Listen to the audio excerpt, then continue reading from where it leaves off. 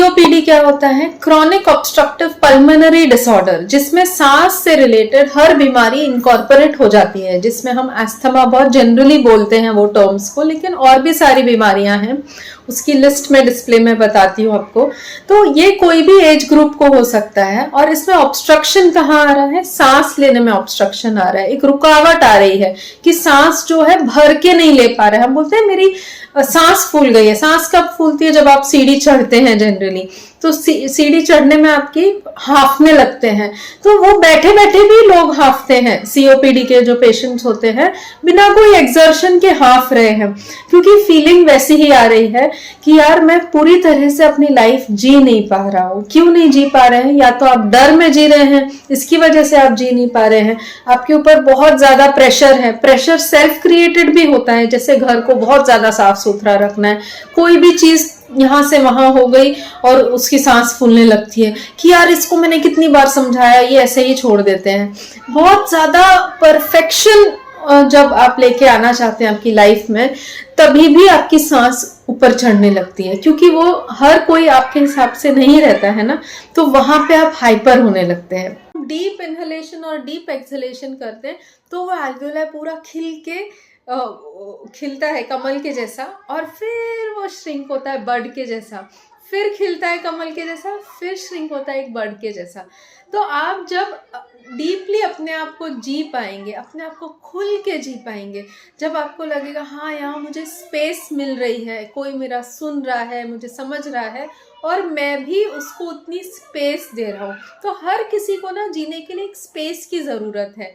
तो ये जो इन्वेजन बहुत ज़्यादा हम करते हैं खुद के माइंड से भी और दूसरों के माइंड से भी, अगर जैसे कोई सेटबैक लगा और हमने वो सेटबैक से पूरी तरह से रिकवर नहीं किया अपने आप को, उसके लिए सोचने के लिए हमने एक्सेप्टेंस के लिए अपने आप को वो स्पेस नहीं प्रोवाइड की, वहाँ से भी ये बीमारी की शुरुआत हो सकती है। तो ग्रीफ जो है ना, जैसे किसी बात का गम है, दुख है, उसको जी भर के जी लो। मतलब रोने का मन कर रहा है तो उसको रो, अच्छे से बैठ के उसके ऊपर किसी से विचार विमर्श करो, किसी के साथ अपनी फीलिंग शेयर करो। जितना दिन तक रोना है रो लो। ग्रीफ करने में, दुख जाहिर करने में बिल्कुल भी संकोच नहीं करिए।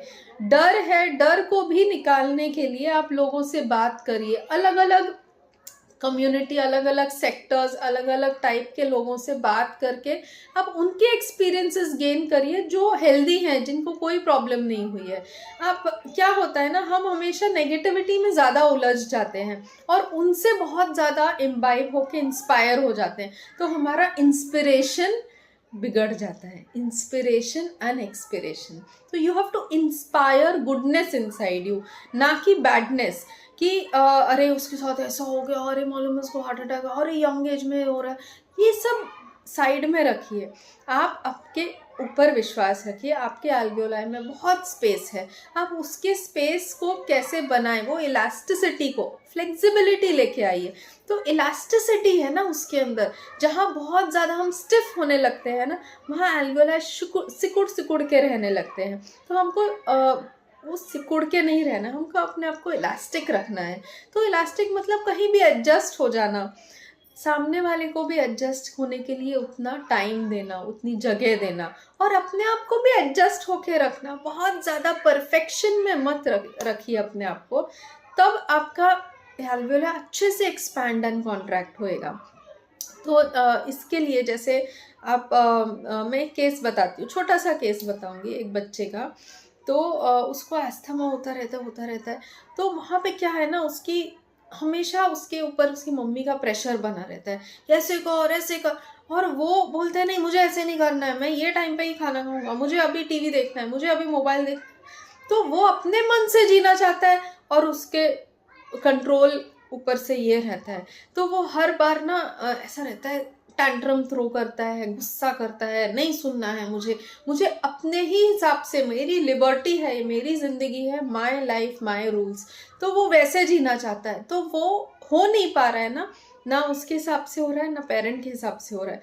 तो वो अपने आप को ऐसे ये समझती क्यों नहीं है मेरी मम्मी, ऐसे गुस्से में जीता है वो। तो इसीलिए वो कॉन्ट्रैक्शन, इसीलिए उसको सीओपीडी बैठ गया बचपन से, जब से होश संभाला उसने 8-10 साल का हुआ तब से उसको रेकरेंट। अब जाके जब वो कॉलेज में आया तब जाके थमा है उसका। तो वो एक स्टेट था जहाँ उसको स्पॉन्जिया दिया गया था, क्योंकि उसको वो स्पेस चाहिए थी, वो अपने हिसाब से करना चाहता था। और यहाँ पे उस स्पॉन्जिया से बहुत अच्छे से इम्प्रूव हुआ था, काफ़ी लंबे समय वो स्पॉन्जिया पे रहा वो बच्चा। तो ये होता है सीओपीडी में ना। आप एक एल्डरली लेडी थी, पूरी ज़िंदगी वो सीओपीडी की ही पेशेंट बनी रही और पंप्स पे रही। जब वो मरने के कगार पे आई, जस्ट अभी कोविड में ही उनकी मृत्यु हुई थी, लेकिन उसके पहले उनने होम्योपैथी जस्ट 1 साल पहले स्टार्ट किया था। तो उनको काफ़ी आराम, उनके जो रिकरेंट एपिसोड्स थे अस्थमा के, वो कंट्रोल में रहे। तो उनका भी ऐसे ही था कि मुझे चाहिए कि मेरे पति ऐसे रहे, मेरे बच्चे ऐसे रहे, लेकिन वो रहते नहीं हैं। और फिर वो अपने अंदर ही रखती हैं वो टर्मोइल को। किसी ने कुछ बोल दिया तो वो उसको जाहिर ही नहीं करती हैं, सब कुछ अपने अंदर रख के उसी के ऊपर सोचते रहती हैं। वहाँ से पकड़ के उनको नैट्रोम्यूट दिया था कि वो बहुत ज़्यादा ग्रीव कर रही है और बहुत ज़्यादा ड्वेल कर रही हैं।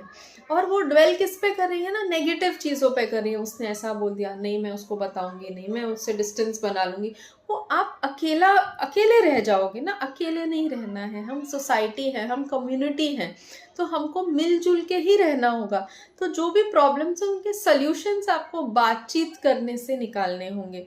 तो इन लोगों को साथ की ज़रूरत है, इन लोगों को एक ग्रुप, सोशल ग्रुप की बहुत ज़्यादा ज़रूरत है।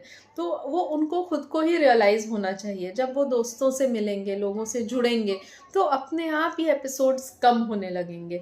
तो आप आपके फीलिंग्स को फ्लो होने दीजिए, बहने दीजिए। कोई प्रॉब्लम नहीं है अगर आपके फीलिंग्स किसी और को मालूम चल जाए तो इस तरह से सीओपीडी होता है और हम उसको ट्रीट कर सकते हैं, उसके लिए सल्यूशन है।